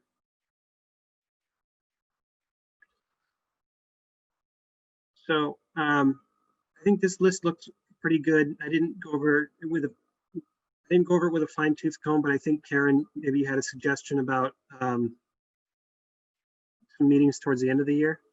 Mind commenting? Yeah, those have already been changed. Yep. So we moved the November and December meetings to the weeks before the holidays. Perfect. Yep, so, and that is reflected here, so. Any other comments? Just thank you for the foresight of those meetings. Excellent. Okay. Can I please have a motion to accept the 2021 meeting dates? I move we accept the 2021 meeting dates. I second that motion. Okay. All in favor? Aaron, aye. Doug? Doug, aye. Karen? Aye. Stephanie? Aye. Daniela? Aye. Marty? Aye. And Dana? Aye. Excellent. On to the closing dates for 2021. So I think the holidays were correct, but some of the dates were off. And Marty and I corresponded over email. He thinks that we shouldn't vote on this this month until it's corrected, unless there's a precedent to do it by the end of this month. If we can wait next month, I think that would be great. Can you please give us the dates that you're speaking of, please? Go ahead, Marty. There were a number of dates that are off. What's interesting, Beth, is that on the 23rd of October, Beth Galloway sent a listing of holidays that differs from this, which you sent, according to my records, on the 24th. Well, we, three of us worked on this, and so Beth made corrections, Karen made corrections, I made corrections.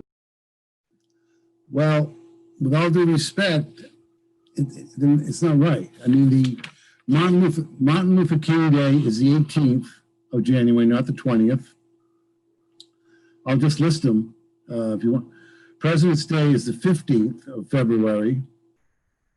Memorial Day weekend is Memorial Day. You're looking at 2021? Yes, ma'am. What's funny is I went through one list and it was good. So I don't know. I just looked at this and Marty's right. The January 18th is Martin Luther King, but I know I saw one that it was correct. So I don't know if we just have too many copies going around. Well, as I said, the the email from Beth Galloway on the 23rd is correct in all respects. This one, this one has come around at least twice. I have no explanation of why there are more than one. I understand multiple people working on it. I think that, I just didn't want to go line by line. We can, but people are going to want to compare it to their calendars. I even pulled out the state of Massachusetts holiday list. And I have no doubt in my mind that a number of these holidays, not all, Patriots Day is right for some reason, but Martin Luther King Day, President's Day, Memorial Day, Independence Day, Labor Day, Columbus Day, Veterans Day, and as the specific Thanksgiving and Christmas, given that there are extra days involved because we're weekends, is not quite right. And I'm not sure that New Year's is quite right. And I guess I'll just stop you here because we did correct it. Apparently you have, I don't know what we have there, but. Yeah, I The think the three of wrong us did copy was correct it. just sent out. Beth Yeah. corrected it really well. Yep, I think the wrong attachment was just made to tonight's meeting because the email on 10/23 is correct. The attachment on there, it's just the attachment for tonight that's wrong. So Okay. I think we just have too many documents. So could we possibly look at the 1023, which you all have access to, and approve that? I'm sorry, I couldn't find it. I tried to search around for it before the meeting. So if somebody could forward the right list, I'd be happy to look it over. But I couldn't find it. I only found the copy. Want to do that, was Beth? wrong. All right, I can forward find- it. Is I it just the one that Beth Patch sent on 10/23? Yes. Beth Galloway said. I just put it into the chat. Oh, okay.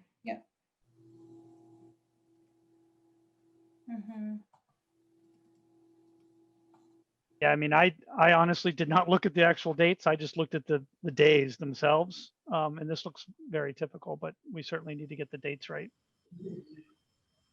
Yeah, the one from the 23rd is not correct. So Why don't we just, Let's table it till next month then, and we will fix it and bring it back. Yeah, if that's I okay think for that's to a great table it, idea. although, yeah. thank you. sounds great. Sorry, go ahead, Stephanie. I think I saw your hand up. Yeah, sorry. Something that I would like to kind of bring up with this, and I think this is more because this is what is done, is these are the days that are off. But as we're moving forward and we're looking at being more equitable and more inclusive, we're providing days off for a Christian holiday, and we're not considering the other religions and their high holidays. And so I would like to make a motion that we look at some of the other high holidays, especially that are really prevalent in our community, and include those. I think that it's just out of respect to other community members that we're not like marginalizing their high holy days as well. Can I just say that I agree with you? However, and we do have, I think most of the staff are Christian in some variety, but not all. And so the problem is that the town follows state holiday time, period. They follow that time, which is basically based on Christian. So if we take a day off, that will be no pay, and which is fine. That's fine if we want to take off special holidays for community. That's one of my interests. However, the staff won't be paid for that. Yeah, I think that's the tough thing, is it just follows the town for the most part, except for the professional development days. It follows the town holidays. Is there any way we can be more flexible with staff? Like if they're, they could take another day off, get paid for it, but then somehow make up the work so they can take their own holidays off without having to take personal time? So if I want to do that, I have to arrange it in advance with the town administrator or just use leave time, which I just do. I would say it's a bigger issue, Stephanie, and one worth bringing to select board and town meeting, Yeah. Yeah. especially including changing the name of Columbus Day and celebrating Indigenous Peoples Day. Do I need to make a Can't do that motion for that, or can I just do that? So just a point of order. So you made a motion. I think we were supposed to call for a second and then have discussion about it. So since we didn't hear a second, I think we can just table it and you can decide to take it to the town. I think that would be a fantastic endeavor. And if you'd like some help from anyone on the board, please ask. Yes, so if anyone is interested in helping with this, if you can just shoot me an email, that'd be appreciated. Thank you.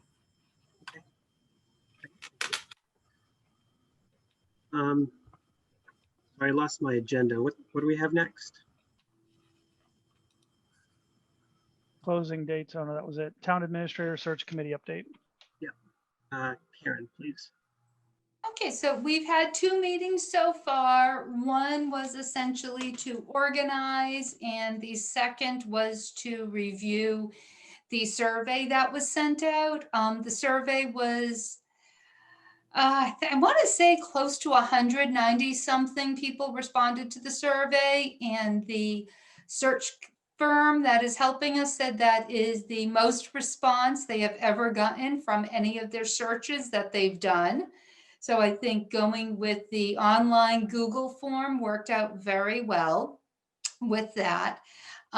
So right now we have come up with the job description, which has been approved by the select board. They've also come up with the salary for the new TA as well. So right now they're in the search process for this, collecting resumes. Our next meeting is November 18th, which is the same day as our meeting. If that ends up happening, I'll just be late for that. So the next few meetings for us are going to be an executive session as we review all of the resumes and applications that we get in. But I'm very excited about this and see a lot of possibilities coming forward. So we'll see what happens. Awesome. Thank you, Karen. Any other questions for Karen on the Town Administrator Search Committee? Great. Well, thank you, Karen, for representing us. Okay, so I have a diversity, equity, inclusion statement from Stephanie, please. So yes, it was sent out. Sorry. So the gray lines is really for me as I'm reading it. It's easier to track for that. So this is my proposed diversity, equity, and inclusion statement. Because there was not a lot of guidelines, I ran with it. I decided I was going to put something together that I thought was something that I would be proud of. Now, I'm not sure if at any point I sort of went over and above what we could make in a statement. And so I welcome feedback. It's in everyone's emails. Beth Galloway did just send that out. So any kind of corrections or things that are really beyond our scope with this, I'd appreciate, but this is where we're at right now. Awesome, well done. I don't think we've had enough time to really look through it, but I think it's something that we certainly get behind, and we did ask you to go out and work on this. So thank you for putting in that effort. And so I think what I'd like to see is at least maybe one other committee member, or we could all, we can do it a couple different ways, right? We could each kind of throw our feedback to you, or we could have another person take another look at another set of eyes and then come to the board with something that we can vote on. But I think if we're going to be ready to come to a meeting and vote on it, I think it's going to have to be something that in order for the vote to be successful, it's going to have to be something that we can all get behind and have a chance to review it ahead of time, right? Yeah, absolutely. And I apologize. I actually I thought I sent it about a month ago, but I've been having a hardware issue with my work computer. So Beth Galloway just let me know that that glitch never got sent. So I apologize for not sending out earlier. I think what might be a good place is if everyone could kind of bounce their feedback to me, and then maybe if there's one other like I can take those corrections and kind of work with them, and then if there's one other person who would be willing to be a second reader, and Marty, not to throw you out, but I know you offered that before, I think then everybody kind of has a voice and we're not taking up a ton of time at the next meeting. That's a great strategy. I'm agreeable to that if that's appropriate, rather than having an open discussion on the floor of a board. I think if everyone has the opportunity to read and provide input and then read the final version, before voting, that sounds good. Okay, I just don't know what, I'm thinking about open meeting requirements, that's all. But if that meets it, sure, Stephanie, I'd be happy to work with you. I haven't seen I didn't even see the one we just put up on the screen, but you'll send it to me, I assume. Do we know how, Email. could I just ask how we'll be using this? How will we use it? I mean, is this going to be, it'll be on our website in different communications? I know Stephanie took a lot of time doing it. I just wondered how we're going to use it. We should, to make it worthwhile, we need to use it, I guess. That's all. I just wondered. I think it's a great idea. My understanding was that the library already has policies, and that this is more of a statement that we as the board and combined library personnel are putting out to the public, but y'all can correct me if that's wrong. That's how I approached it. Okay. I mean, I don't know if okay, I'm just thinking about it. I mean, you could do a news release. I'm just thinking if we were going to do programs that are aligned with this, that would be a good way to introduce it to the community. That's all my thought was. How will people know about it? That was my thought. And Beth, sorry, I'll let Marty speak in just a moment. I think the idea would be that this isn't something that, I mean, it certainly applies to the library, but it really comes from the trustees, and it's our opportunity to speak out against systemic racism from the trustee board, similar to how the Friends group did as well. It's not something that would be policy that the library would promote. I don't think we can do that from a I don't want to say a legal standpoint, but certainly this is really just on behalf of the trustees. And I think you wrote it. I didn't get a chance to look at it too deeply, but I think you wrote it in that way, Stephanie, correct? Yeah, my intention was to make it clear that we don't support it and that we support, equity, and we're going to continue to advocate it through decisions we make, but not make any promises about one specific thing, either as a board or with the library. I wanted to give my input a minute. So I haven't gotten to read it in total, but I think it's a great idea. It's not a policy, it's not a procedure, or is it a warning? But even where I work during the day, we have a sign that is very inclusive. It's very compact, but it is very saying what we expect of you, even though it isn't a policy and it's not a procedure. Yeah, so I was thinking you might want to post it or something. I just wondered what the plan is, that's all. I think it would make sense to have a plan. I think it's important that we do it. Okay. Yep, that's up for discussion. So I said Marty and then Beth. Go ahead, Marty. I want to just respond to Danny. I agree we should have a plan, but I think we should first understand that to which we are agreeing. Absolutely. I think let's get the cart, filled up, and then we'll get that horse, and then we'll decide where we want to direct it. But I appreciate the concern. I think it's very well placed. Yeah, to have I don't know. I know we want to call it a statement. Let's call it a statement. Yeah, we ought to understand where that statement's going to go and where it's going to be published. I absolutely agree with that. But I think let's get the statement worked out first. And I have no idea whether that's going to be easy or difficult. Well, that sounds good. I was just saying words are words, but actions are really what's important. And it would be, I think it's great for us though to let the world at large know how we feel. And I like what Beth Patch said. I would think it should be somewhere in the building. So everyone knows that. Once we determine whatever it is. Okay. Beth Galloway. It's something that I see other libraries, other library organizations statewide and nationally doing. And I think it comes from a place of silence is acquiescence. So if we aren't publicly speaking out and being clear about our values and that we do not stand for racism, then there can be assumption from people who are racist that we're in cahoots with them. And I would like to avoid that. I also think the Friends did a fantastic community read that was very lowly attended to talk about anti-racism. And Dr. Ibram X. Kendi's work says that racist policies are what we need to change.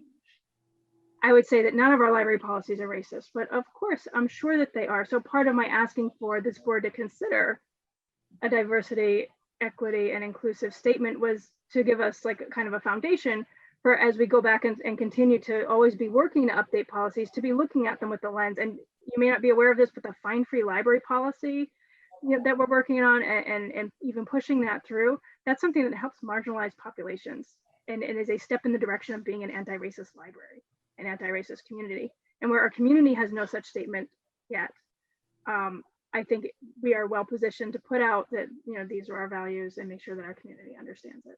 We try and show that through our programs and collections, but a formal statement. I just felt it was worth exploring and really appreciate Stephanie's work and your support in it. It's terrific. Great point. Marty, and then I think we'll move on. Just for clarity, I'm not sure everyone understands. You're talking about Ibram Kendi and anti-racist. And for clarity, he distinguishes racist and not racist from anti-racist. And basically he says not racist doesn't work. So you're either racist or anti-racist.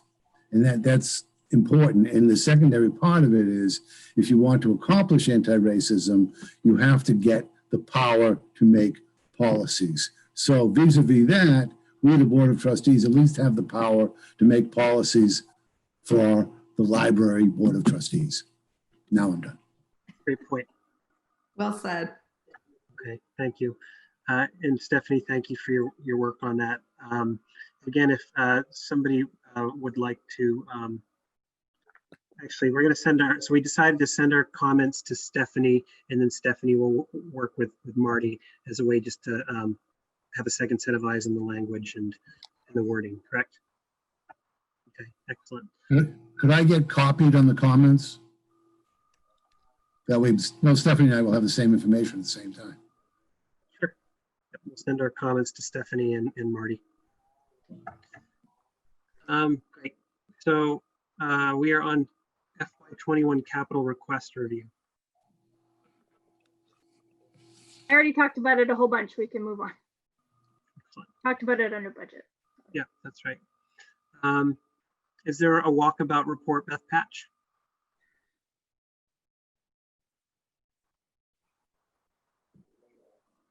Beth Patch, walkabout report. Can you hear me? Yeah, we can hear you now. Okay, I really don't have anything to report. We don't have any leaks in the chapel right now that I've seen, and I just really haven't seen anything. So the heat turned on okay? Yeah. always a question when I flip the heat switch. So I have one item to bring up, but I know we're at 9:05, so I want to keep the discussion brief because I know it can become a larger conversation. But Beth Galloway, are we ready for the winter months from that library, from the library standpoint? I know we don't see a lot of patrons coming in and out of that parking lot, but I know that was a large discussion last year about making sure the areas are cleared and having some of the library staff come out and actually some of them falling or trying to do some of the snow removal. That was a big to do last year. Any thought on that? Nothing has changed. I mean, our custodial staff is great when I have them. But library is just one of many priorities for the town to keep clear when we are open in inclement weather. So I think how it's worked out is, we will take care of, if we have to, after hours, 4 to 9, on the weekends, shoveling the walkway from like the parking lot to the door and keeping that standard. But that doesn't help us if the parking lot is not also kept up with, and there are just not enough plows and people to deploy to have a constant clearing to make it truly safe. So I will continue to look for. I don't know any way to alleviate it. I'd continue for the board to direct us to close if it's not safe. Okay, I know Tim McInerney was a big help last year. At least someone that we could reach out to help direct the DPW, the town resources. Would that be something for Carter, that we could reach out to him early and say, hey, we just want to flag this because last year this was a difficult position for the library because we couldn't open and see patrons at times.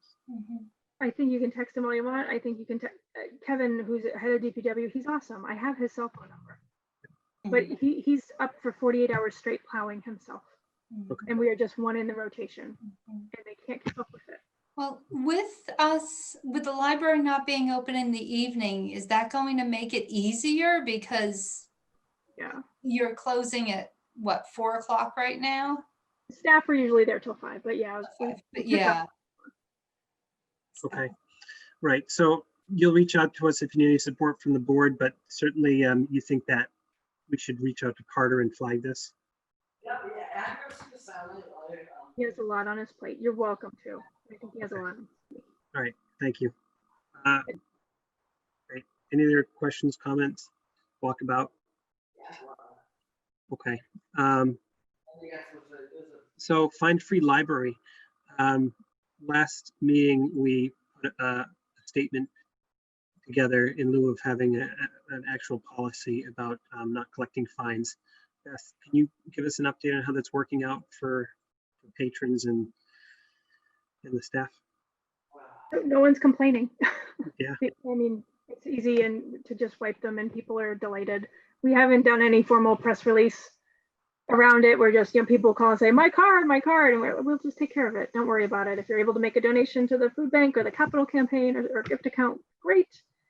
We recognize these are unprecedented times, and we're just making sure that your card is cleared so that you can use it and get materials. And CW Mars is not blocking access to any digital resources because of fines or even expired cards. I don't think. Yeah, it's great. One less thing to worry about. Perfect. Any other comments, questions about Find Free Library? I think where we left this maybe a month or so ago, Daniela and Beth were working on the actual policy for the Find Free Library opening. We had some ideas together, but I think we still have some time on that. Okay, excellent. So director's report. Everything is great. I have some pictures. I think I sent this out. I made an infographic. One thing that's kind of neat is CW Mars has a new statistical dashboard for us. So this month I have curbside pickups, 461, only 15 museum passes as the weather has started to turn and some institutions are closing. I had to go in and correct my ebook numbers. I had an error in my Excel spreadsheet. So I was all excited that I thought ebook had surpassed physical circulation. But now that we've started curbside, it's balanced back out. We added lots of new items. And then these are the cool new circulation statistics, so we can actually see when staff are on site checking things out. It's not really, if we were open, it would give us a sense of how busy we were at certain times of day. But really all this is showing is that we bring in the book drop pretty consistently and do delivery check-ins pretty consistently every day. We can now get a map breakdown of what surrounding towns people are checking items out where they live, and even across the state by zip code. That's kind of cool. We answered 475 reference questions, lots of reader's advisory, museum passes, can you place a hold? Why is my library account not working? One-on-one technology help over the phone has been popular. We had questions about donations and book sales and that kind of stuff. And we're still seeing most questions come in by email and phone, but Facebook seems to be increasing in popularity this month. The children's room has been offering a Friday story time to 2 of the elementary schools. So Sarah's been on Zoom and being a presence in the classroom as the librarian, which is really awesome. We really treasure the partnerships that we have. I'm still trying to work with Dr. Cummings to figure out a way to get a library card in the hands of every student that does not have one. We have enough library cards to do that. It's just, you know, they're really overwhelmed with managing the hybrid learning right now. So yeah, but sooner or later, we will undertake that. Allison has been doing lots of teen do-it-yourself programming with crafts and kids picking up bags and making things at home and posting pictures. And her and Sarah prepared 300 Halloween trick-or-treat bags. We've been putting out 50 every day this week. I haven't seen any people upset that they didn't get one, so it seems to be in line with the number of pickups that we're doing, people swinging through. So we'll get the rest of those out this week. They all have a allergen-free treat, a coloring sheet with some foam stickers and a request to make something and then take a picture and post it on social media and tag us, and a craft and a bookmark to promote our new database, Teachables, that we just added, which is a fantastic resource, not just for school teachers, but parents looking for something, you know, fun activities, homeschoolers. It's really neat. It's reproducible activities for grades pre-K to 6. And we got a really great deal on it. So we're excited to offer that and start promoting it. My new interim boss has required us to do a weekly report. So staff have been really great about contributing to that. And I now have to send something in every Friday morning by 10 o'clock to sum up what we worked on this week. So I have been trying to remember to send it to trustees as well. And then we're also posting it on our website. So I'm happy that we're getting a little bit more transparency about what the heck do those librarians do all day. It's a really great opportunity to promote things. And the children's room is helping to promote a statewide vote on your favorite book project. And there's details about that that are on Facebook that you can check out. And we always partner as much as we can with town departments. I've been helping the clerk's office out because they're down a person, and we have a custodian who's away because he's remote learning every other week with his students. So I've spent some of my work time this week actually in the municipal center sanitizing voting booths to help out with the early voting. And we also participated in the rec department scarecrow contest. So the silver bucket scarecrow is the one that Heidi put together in the library's name. And you'll see it when you drive by the common. That's it. Great. Thank you, Beth. Any questions or comments for Beth Galloway in the director's report? No, Okay. just always impressed how much activities going on there. I mean, given the situation. I love the Halloween bags. I thought that was a fantastic idea. I grabbed one for each of my children. It said one per patron, but I have 2 kids. Family, one per family, Aaron. I didn't say family. Fine, I grabbed one for myself. So you could throw me under the bus. I do have one question. What was the little plastic thing with the hole in the middle and the string? That we didn't quite know what to do with those. I didn't make them. I didn't. No, pack them. okay. I didn't even put them out because You I can ask your staff and asked tell me. Allison and Sarah. I don't know. It's probably a weather. You put it outside, and if it's wet, that's how you. It's a weather thing. If it's wet, it's raining. If it's moving, it's windy. I could be wrong. I don't know. It's gone. Somebody stole it. Yeah. Oh, I have to say, I did enjoy getting that weekly report that you're sending in. That was very interesting to see what everyone can really jam into, shortened days essentially. So, say thanks to the staff for, contributing to that. It's appreciated. So. It goes to the select board. It's actually every department that's doing it. I don't know if they're posting it on the town's website or social media, but I can say, I can forward my copy of the whole report. And you'll see some departments have no report that week because it was the same thing they did last week. I'll go and look, and if I didn't forward the whole thing, I'll send it to you. So. Okay, well, thank you. Do I have a motion to adjourn? I make a motion to adjourn. I second the motion. Okay, all in favor, Aaron, aye. Doug, Doug, aye. Aaron, Aye. Stephanie, Aye. Daniela, Aye. Dana, Aye. and Marty. Aye. All right, have a good night, everyone.